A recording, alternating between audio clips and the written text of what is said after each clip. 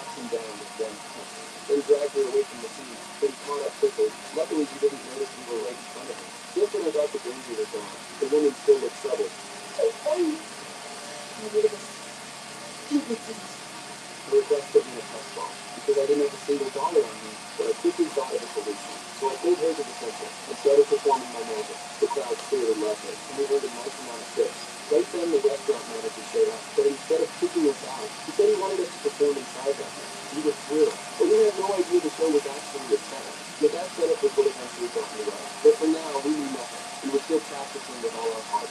Soon it was showtime. We worked perfectly in sync. The audience loved every trick we did, but after the film, the woman suddenly froze in tears because she saw her ex standing there. But when she turned back to her, he was nowhere to be found. We thought she was imagining it. When we counted our earnings, we realized it was only enough to buy one train ticket before we could feel the spirit of it. The manager came over again. He handed me the second time and told us someone wanted to see another magic show. We were thrilled, but we didn't know this was the start of a nightmare. It wasn't until the woman got on stage that she realized everything was her essence flat, and I was baffled by them too. Very cool.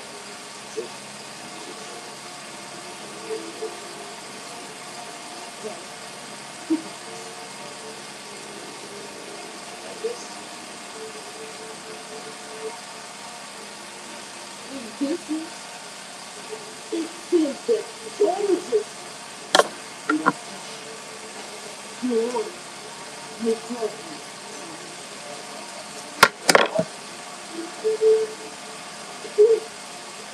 Oh, there's nothing to do.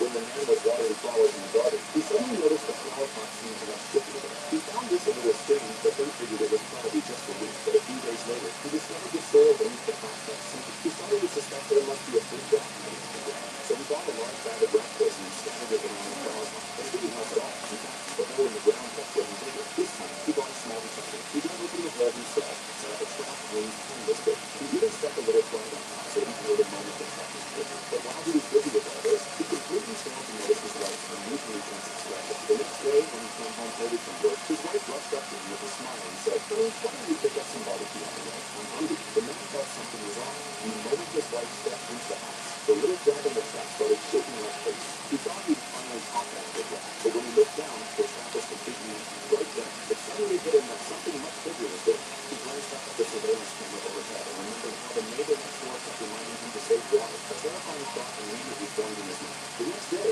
he told his wife he had to go on a month-long business trip. His wife's face lit up with delight the moment she heard the news. But just as she opened the door, a massive explosion suddenly erupted outside. She quickly rushed out of the room and called the police. Within minutes, firefighters arrived on the scene. Seeing how the blood spattered on the woman's face, they asked, "Ma'am, are you hurt?" She shook her head. "I'm not. The one who's hurt is Mr. Trump." It turned out Sharma had secretly dug a tunnel from his own house straight into this woman's neck. Whenever her husband left for work, he'd sneak in through that tunnel for their rendezvous. But this time, the trap her husband had set for that night was triggered at the most critical spot, and Sharma ended up stabbed to death.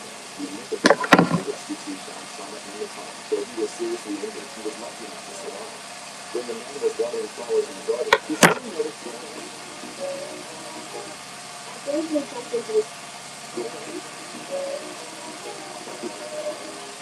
jumped into the swimming pool just to get Jeremy's attention. Even though I could not swim, I stayed underwater for 3 minutes, and it did not feel like I was suffocating. Jeremy was worried about me. She jumped into the water to save me. That made me so happy, but Jeremy accidentally pulled off my long socks.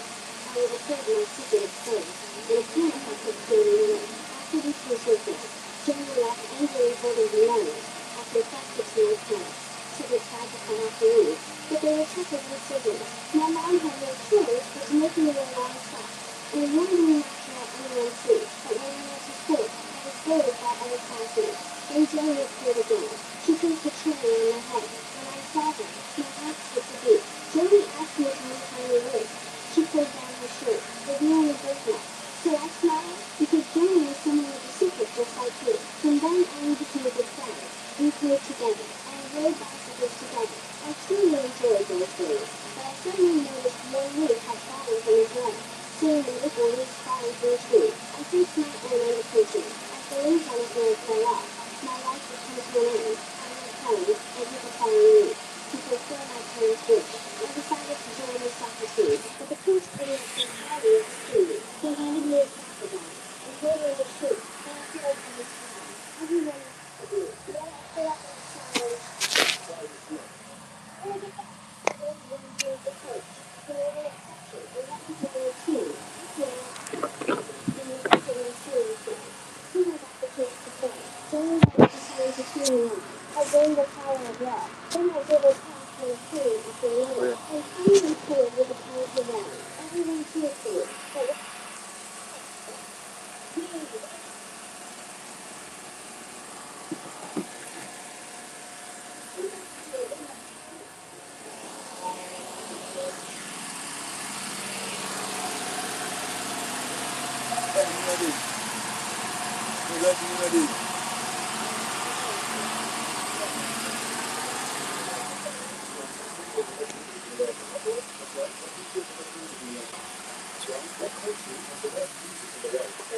What country has the best music in the world? Correct. That's one. What country has the best music in the world? That's one. What country has the best music in the world? That's one. What country has the best music in the world? That's one. What country has the best music in the world? That's one.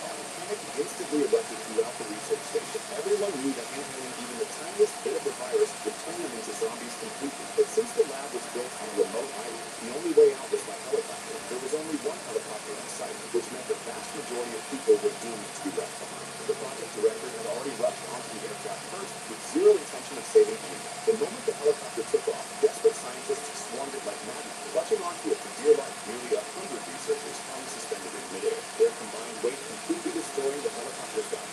People lost their grip one by one, screaming as they plummeted to the ground. Seeing that sun still refused to let go, the director expressionlessly opened his briefcase, which was filled with deadly virus fumes. The scientists desperately begged him to take them along, but he coldly dumped the entire bag of viruses on them. Within seconds, their bodies completely dissolved. Those clinging to the handrails eventually fell one by one. The zombie virus quickly spread across the entire island. The director thought he had completely covered up this failed experiment, but this was only the beginning. The next day, a massive tsunami swept over the island. The tsunami carried thousands upon thousands of infected zombies toward the city. A scientist accidentally dropped a glass sphere.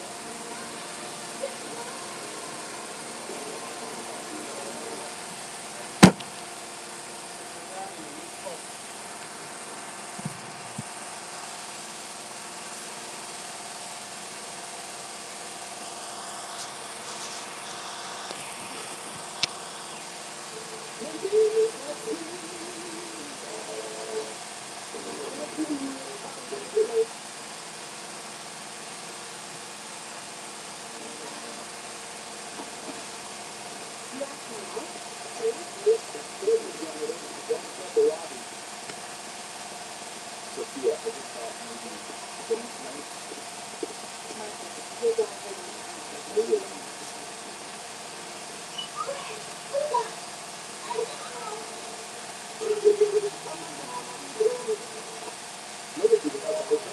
These guys knocked out a man who was shooting them. They always watch people without killing them, but they never expected anything.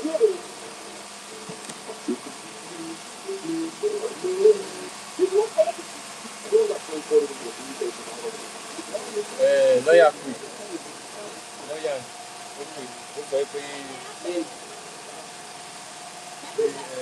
nígbàdá ọ̀gá nígbàdá ó ṣàǹgá tó dé lórí ẹ̀ka ìgbà wọ́n gbé ìwà ẹ̀rọ ọ̀gá gan ní wọ́n mú pa pé. ìwé náà dá ọ̀sẹ̀ ìkọ̀ ní àti ìwé tí táwọn àmì kúrò tí mo tó tí mo ń bọ̀ lẹ́tọ̀ ní ìsìn àti ọ̀gá ní ìwé ìbẹ̀rẹ̀ I don't know what I don't find in one àti nítorí Ṣé ọ̀gá tó lè rí owó yẹn nípa ìgbà ìgbà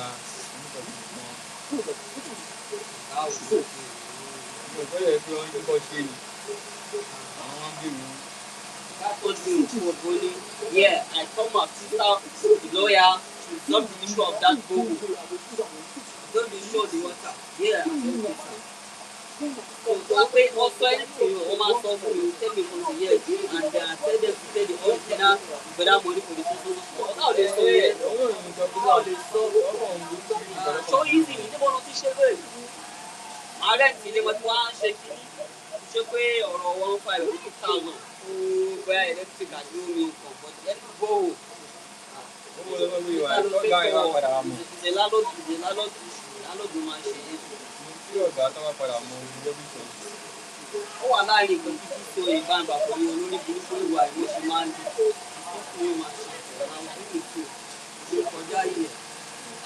but I mean, so I go back to the guy I was saying the song, and make sure go so you know, drop over. And now.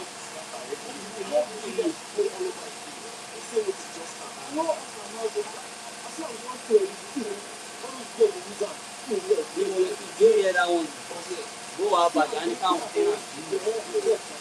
For their own son, to find out the book. Where am I in what lawyer to buy where you got to come down to see? That's the look I tell William, I say, all right. Anyway, anything Malavan, but we can mean bow on the 2 million bow now. Say, lawyer. But I came to Munia guys. We can buy so you Munia guys. One guy is money to pay one young people. They know I'm not where I met alternate and got him out. Bow. Come over to us for hours. They were to message to me.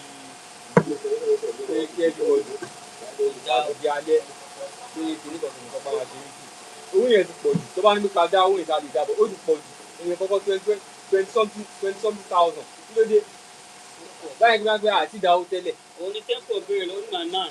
This money where we want see am. She na true say na that don't say mo. We share by. láńlọ́ọ̀dù lè sọ bẹ́ẹ̀ ọlá pé èèyàn kọ́ gbọ́dọ̀ máa respect lọ́ọ̀yà yẹn àti àbúrò ọ̀gá ọmọ nǹkan tó ń ṣe. I know Allah ni kan ti bí sọ ẹ náà ń bá mi bàbà kà gbogbo. lẹ́yìn náà mo wá lọ pé ọ̀rọ̀ bọ́ọ̀lù là ń sọ ọ̀rọ̀ tí yín lọ sọ mo ń pé kí ni ọ̀rọ̀ tí ẹ̀rọ we have to attack Mr. Quadri. Kọ́ àtàkì mi. So káwa náà ká máa sọ̀rọ̀ kìnìkan mo ní pé kí lẹ́fẹ̀ẹ́ ti sọ lórí Mr. Quadri. Ṣé a lè sọ ẹgbẹ́ a lè rìpọ́ọ̀tù wọn ní ká sọ pé wọn kì í gbé lẹ́sẹ̀ ní gate wọn ò ní ṣe kinní. Àwọn lẹ́kí fọ́fí máa jí bàjẹ́ gbogbo yẹn lẹ̀ pé ní owó tó ń sọ yẹn kó padà cut fóònù wọn létí nígbà tí mo ṣe à ń jẹ́ tù yẹn kọ́ wa fún mi lẹ̀ orí mi máa ń tètè tán lọ. ṣùgbọ́n wí wọn sí bíbá sísà ló tún wá bíbá yẹn àti party manager Fẹ́mi it's not like God will come there. Only I should not say everyone has not seen me anywhere I saw any kind of job I feel kí ló ṣe. Nothing for some with anything and who nice to be nice to me. So I do learn I do learn you come back out and stay. That is from their sister to Jake while you are in she be in 5. I'm 2 years now, only 2 years. And they don't know my mind. Understand? They don't know that way already last week here. I go back to London. What are the for? And for my own mind, no more control any mind. Understand? No more control any mind. We go through me talk and you go go through me shit at least. Quand je peux y aller sur. Et on est sur from 6 months on to stop. Mo ṣe 6 months mélòó mẹ́rin báyìí that is 2 years láti gbọ́ ọ̀jú náà àwọn ló mọ̀ nǹkan tó ń ṣe ilé bí sọ ẹ̀ ń gbọ́ báyìí wọ́n sọ fún ọ̀gá náà olórí gbọ́dọ̀ sọ pé ẹ̀mí ń bá àwọn èèyàn wá ó sì rí sí wìtì dàbí sí àwọn bàbá tó máa wá ké mi àwọn náà ló wá rí screen mi níjọ́ yẹn náà àwọn ló wá lọ pé náà screen mi tó wà pẹ̀lú good 3 days up to now gan ẹwà àti girlfriend gan ọ̀tẹ̀ sọ pé tàbí báwo lára kò tó lẹ̀ up to now.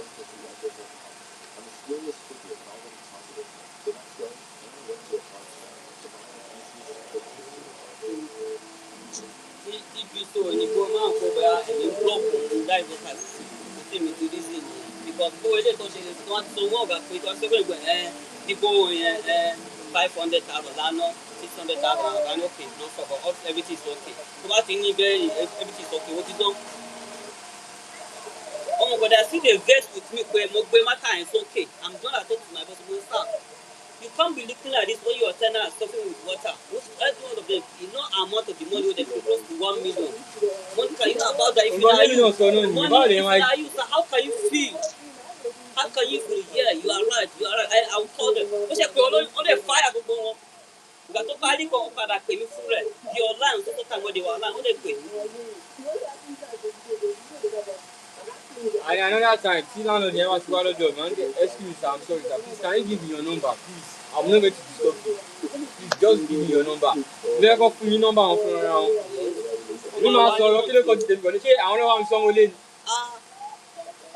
Wọ́n ń pè lé ní ọkẹ́ ẹ ṣèbí mò ń bẹ̀ yín sí yín ẹ fẹ́ gbọ́. Mo ní àwọn mélòó lẹ́yìn bẹ́ẹ̀. Ẹ pè wọ́n fún ara yín ẹ pè call those people by yourself. I'm not going to be the one to go and meet them. You should call them by yourself. Iṣẹ́ yín ni. I supposed to go and meet all those people. Lọ́yà yẹn kò tẹ̀ tí mọ̀ mí ṣá lókè mo sọ fún pé mo ní anger issue kò tí ní understanding. Ọ̀pọ̀ ìwà ń tà ẹ̀ má jẹ́ kó ẹ̀ ń tà yín. O lè ẹ̀ tẹ̀ yín ọ̀fẹ́ ṣe mí bí ay ní ẹ̀ understand ọ̀fẹ́ kí pé ay náà Mr. ay náà wá èmi ni mo máa gbowó yẹn o mo ní kí lọ́nà o fún ilé gbowó wo nìyẹn kí mi ráyè yẹn nìyẹn màá gbowó yín màá tún ná mi ìjẹ́ nímọ̀ kí mo náwó yín gan ẹ̀ẹ́dẹ̀ ní rí gbà ń tòsí. Òun ṣàlà sọ fún ọ̀dọ́ wọ́n yé nǹkan ká àwọn lè yí but issue tí wọ́n ní deep down ní fi understand pé issue dẹ́yìn àti Mr. Akínní ní. Ní issue kòkó wọn lórí issue kò ní ló ṣe mí. Pé pẹ̀lú nǹkan tó ń ṣẹlẹ̀ yẹn wọ́n ń try láti pé wọ́n pé tó bá rí fáyẹ̀ yìí sí ẹ̀yin ò ní máa lọ sọ fún ọ̀gá ní bó ṣe ń lọ báwọn ti bá ń ṣe ń gbà.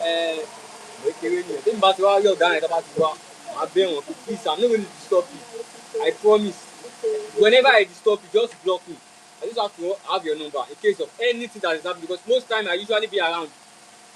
so kọ́ tó bá ti ń lọ èmi máa ṣebí ẹ̀yin lọ́dún sọ pé kìlẹ̀ èmi máa sọ fún wọn direct sir yes sir they've increased all this thing o they've increased this one o okay imagine ẹ sáré increase owó ilé owó maintenance ẹ increase ẹ owó bọ́ọ̀lù àti fẹ́ san owó náà sì wà ń bẹ̀ ṣé à ń ṣe yahoo yìí ó lè fẹ́ láti sọ fún yín ẹ̀dẹ̀ ń yí gbogbo ẹ̀dẹ̀ ń ṣe bí. ó lé ní gbogbo wọn sí àwọn ọ̀dẹ̀ ní sórí olífò. òun èlò pé máa yẹn bí mo ṣe rí máa yẹn wà áfítà owó.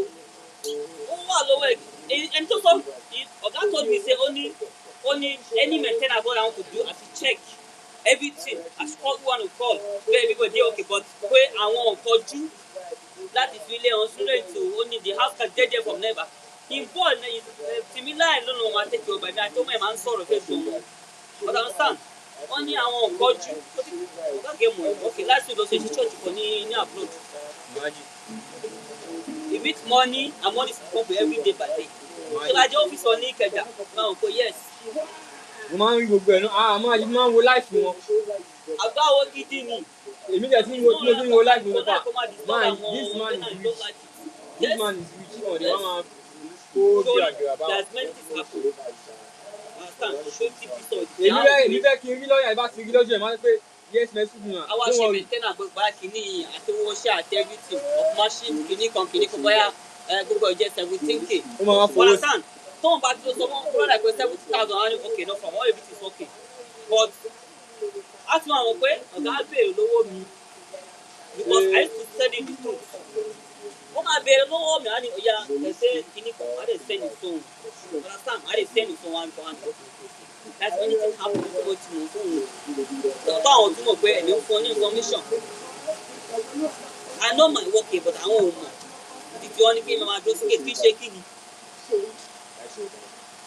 ṣe kí ni ọ̀gá náà wà ó kà wọ́n ẹnu èyí sí ìjọba but in the evening wọ́n máa wà lẹ́nu yẹ́ sọ́ọ̀tì bí i mo dẹ̀ máa wà alẹ́ tí máa lọ bí iṣẹ́ ń dìbò mo ní kẹ̀kẹ́ mo máa yọjú sílé ìkíní máa fi zúrì máa kí asúrè so all this thing tó ń rò pé àbẹ́rẹ́ ló block àwọn ènìyàn kò for me if you want me to cooperate with you you are your own tó bá ló jẹ́ ọgbọ́n alágùn iná ni wọ́n ti mọ̀ pé dáná máa ló lọ ìsọ your own you go to 85 you check your upload brother you are your own oya mo sọ fún ọlọ́jọ́ ẹ̀ pé gbà tí lálọ́ọ̀dù wá sí ìgbà máa ní kò sí wàhálà kò kàn mí. mo sọ fún ọkọ̀ ìbátan wá pé nọ́mà wọ́n ní kẹ́yìn lẹ́ máa sọ fún lálọ́ọ̀dù ìgbà tó fẹ́ pé nígbà tó wá síbẹ̀ lọ́jọ́ yẹn wọ́n ní kí Mr. Kọ́dù kọ́ fún girlfriend mi ní nọ́mbà wọn. tó bá ké èmi ti jẹ́ kó fún ní nọ́mbà mi tó ti fún nọ́mbà mi ṣé mi ní ti mẹ́sẹ̀gì wọn máa explain fún wọn náà mo ní mo máa ti explain fún wọn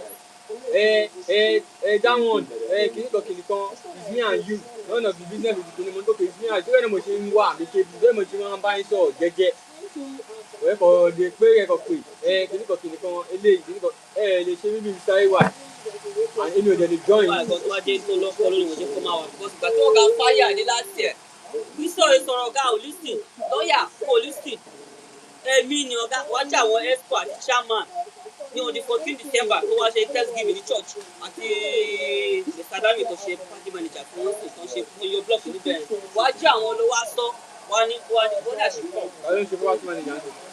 Mr. Dami wọ́n tó ń ṣe block ibi ìsàlẹ̀ ọ̀dọ̀ mọ́mì tẹ̀gbọ́ àgbẹ̀ṣẹ́ fún ní last week tó ní stop block industry ọ̀nà gbé fún so ìgbà tí àwọn expo àti chairman wà lórí pọ́ọ̀tù ewa sọ́dọ̀ ọ̀gá wọn ni báwa pè wọ́n ní kẹ́mi wá lọ́dẹ̀ wá àpòlù àwọn bá kọ̀ bẹ̀ gbogbo wà pé wọ́n ní wọ́n ní kàn stop gbọ́ and they say are you not the one that not allow me to send it away I say that I don't need him give him service you get out I don't like he said no as you need him you don't change you change now ọ̀gá náà ti bá mi fa almost the month wọ́n fẹ́ lé money náà tó filẹ̀. ẹ̀yin náà ẹ máa sọ fún ìwà pé ṣé mo fẹ́ èmi ni mo bọ́ dàrúkọ. olórí burúkú tẹ wá lọ sí sísá pé èmi àti ọ̀gá mi ti ní iṣu bóyá ti ní iṣu à ń jà pé ọ̀gá fẹ́ lé mi for which reason tí ọ̀gá fẹ́ lé mi ọ̀gá ló fi fẹ́ mi àwọn òkúté máa kọ́ fọ́ ti yẹ yes kọ́mi kọjá èmi ìkọ́ tó máa fi ṣe pé bóyá mo mú nǹkan lé mo lò dá àbí ó send owó sí mi láti ṣe maintenance kan mọ́ náwó ẹ̀ tí máa ná gbọ́kàn lè lé mi. Because just dress with me later, I'm a send to me send the word for you no. This is how I'm out let it be with you. I'm going to ask you later. Yes, sir. What am I one like SPM? You want one bed? How I say maintainer, you to what send it to me. wọ́n máa wà ń bẹ̀ receipt ló máa send sí mi àwọn tó ń ṣiṣẹ́ máa ń kọ́yà fún account number àti phone number for you for any inquiry wọ́n máa send to account tó fún yìí ní ṣùgbọ́n ní wọn ìwọ́n bá bẹ̀rẹ̀ wọn pé bó ṣe ẹ̀mí àti ọ̀gá wọn àbá ìbí sọ yẹ ò láìkí ẹ̀ kò láìkí ẹ̀ mo mọ̀ pé the first thing tí mo fi wá nígbà yorùbá ní bọ́ọ̀dù èmi ni máa take over pé wọ́n máa gbé book wá aṣọ ó fi aṣọ gbogbo ẹ̀ pé anything àti máa dùn pé ilé wa okay only if you collect am you say yes it's okay you send the information to lawyer come and interview him then you pay the money to your account. àmọ́ that's why if you want to bó ṣe bá mi sọ̀rọ̀ lẹ́yìn everything ló sọ fún mi everything wọ́n ní ilé dọ̀tí mo ń pa àwọn èèyàn wa wọ́n ní àwọn èèyàn wọn yẹn wọ́n side you be singing and nobody come and say are you the person no say this is also person I dey wonder nínú bíbá ìmọ̀ ní sáyé ní ìkọlù wa ojú sọ́dọ̀ mi òun náà kọ́ ọ́ bẹ́ẹ̀ ni ọ̀pọ̀ mọ̀ pé ó ṣẹlẹ̀ mi ò ti pọ̀ jù bẹ́ẹ̀ ni àwọn bàbá ẹ̀ lọ padà wá rísíkì mi ìjọba ìbá ìbá ni yes tó kọ́mà yes kọ́mà tó ní láti àwọn èèyàn wọn ni mo ráyè mi ilé dọ̀tí wọ́n ní wọn lọ́dọ̀ tí ilé olórí gbogbo ayé tó máa lọ pé kọ́sítọ́mà gbogbo jẹkújẹ tó máa jẹ ní mọ́tò ẹ̀ nítorí kò dà síta lọ́hùn ó ní ìgbà tó wọ́n bá tó ní sí gbogbo fídíò láti ẹ̀kọ́ mọ́ ṣe bóyá something video yìí mo delete lẹ́yìn gbogbo fídíò ẹ̀ wà ń bẹ̀ gbogbo ẹ̀ wà ń bẹ̀ but ọlọ́run sọ pé tó bá ń ṣe ìkà sí mi kémi ló máa ṣe kí wọ́n á ti dìyàn burúkú nìyẹn inú àwọn pẹ̀lú tó Islam a gbọ́dọ̀ máa kọ́wé ànábì máa ń mọ̀ sábà rẹ̀ sọ̀rọ̀ díẹ̀ díẹ̀ ó ṣe leave pẹ̀lú àwọn sàábẹ́ àtàwọn jẹ́ mùsùlùmí àtàwọn jẹ́ mùsùlùmí leave ọjọ́ ká kọ́wé díẹ̀ díẹ̀ nǹkan tó ní pé wà pé bíbá yìí ni ẹ̀kọ́ tí tó lè gẹ́ tí mi tiẹ̀ ó fi ń dé bíbá yìí ó fi ń dé bíbá mi ṣọ́ọ̀kọ̀ ìyẹ́ yìí sọ́ọ̀sì complement tó bá ti tọ́ go anywhere on man okay you pay for 1.5 tó bá lè sọ 1.5 you pack how easy òun náà mọ̀ now àwọn agents they are collecting money almost 4 agents lásán if 5 agents bí in one room tí wọ́n fẹ́ gbàgbé apáto òun bàbá almost 450 lówó tí wọ́n 50,000 wọ́n máa ń ṣe wọ́n kẹ́ o wà ló sọ ilé wà sọ ilé yàtọ̀ sówó ilé yàtọ̀ sówó ilé nígbà tó máa wá sọ́dọ̀ mi ilé wọn almost 4 years ago wọ́n ti bí ìdẹ̀ òkè báyìí òkè is 1.2 down is 1 million àwọn èèyàn ti gba gbogbo ẹ̀ old house old mall tó pé ìgbà ń sọ́kà gbọ́ wá ní issue there is no way you can shoot and flush òkè 1.2 ìsàlẹ̀ 1 million òkè second lásán ọ̀dọ̀ olóòtú bíbá ẹ̀ láti bá sí 600,000 owó kíní kan sí bẹ́ẹ̀ o you don't reach second lásán no kitchen no food.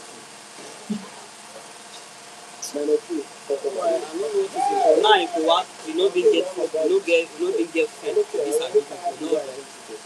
Gbogbo àwọn òṣèré wà náà ni gbogbo àwọn tó náà wọ́n ti bá a lẹ̀ ìtọ́jú ọ̀hún.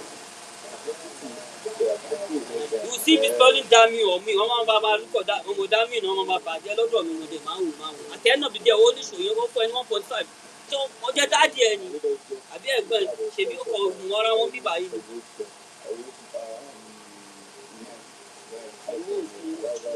People dey go dey tell Episode cannot help him for any other wish. We used to be using him.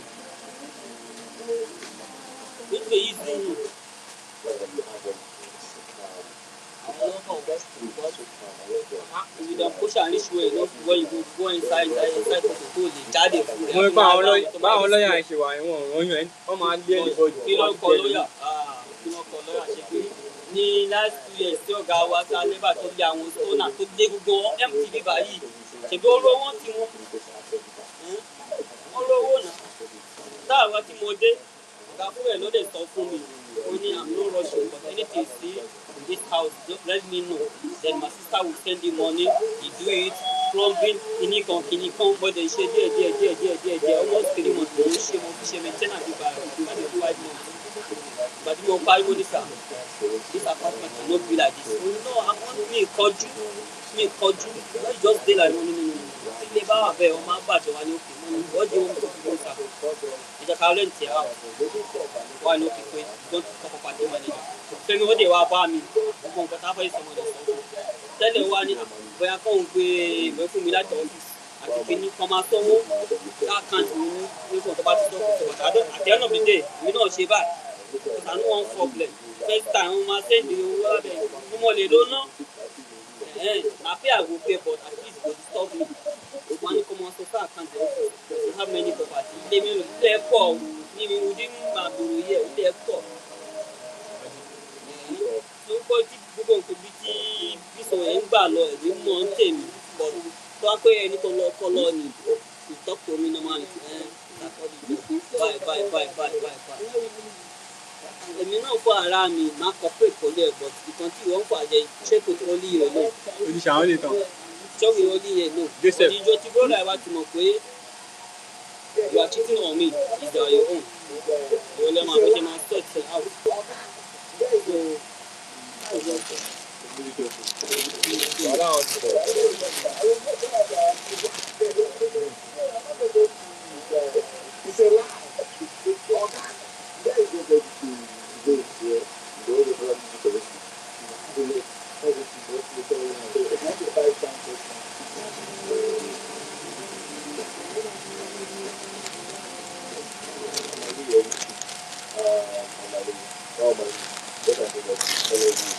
The story like how you telling me is actually very, very motivating. How you becoming kind of active to this thing in your career.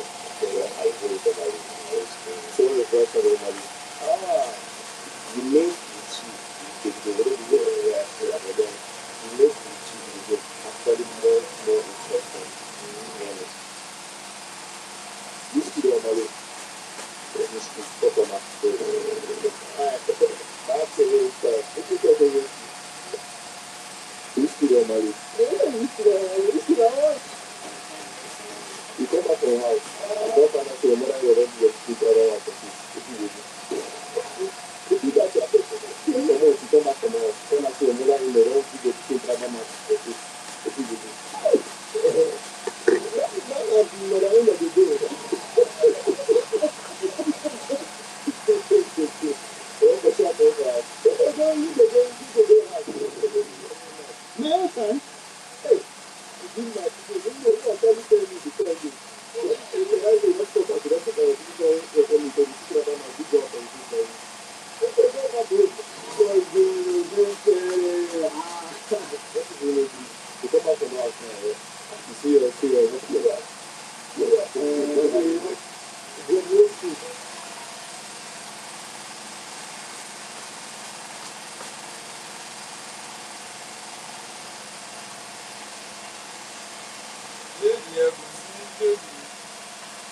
Inú kìíní yẹn kọ́ òbí dé ìdúgbò ẹ̀ bí tí wíkì machine yẹn wà.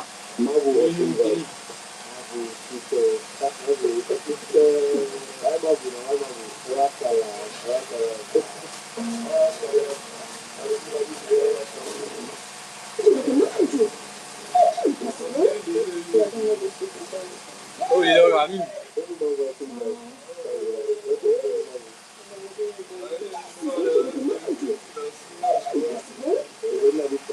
Ìgbà tí yẹn bá túmọ̀ lọ́wọ́ mi wà ní wọ́n bá a nínú.